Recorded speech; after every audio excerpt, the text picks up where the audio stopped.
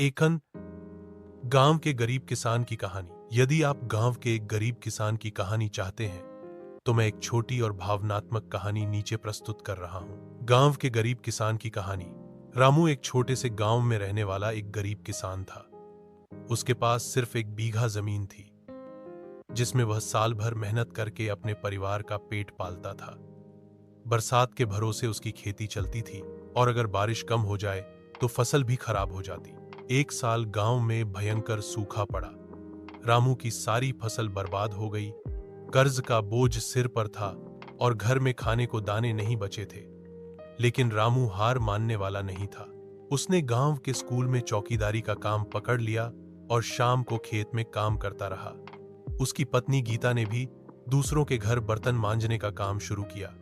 दोनों ने मिलकर अपने बच्चों की पढ़ाई नहीं रुकने दी। धीरे धीरे रामू ने फिर से अपनी जमीन में मेहनत की।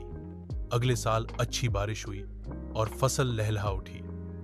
उसने कर्ज चुकाया और अपने बेटे को शहर पढ़ने भेजा।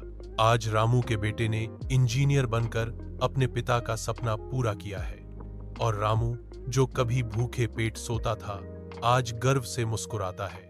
गांव में रामू नाम का गरीब किसान रहता था। उसके पास बस एक छोटा सा खेत था।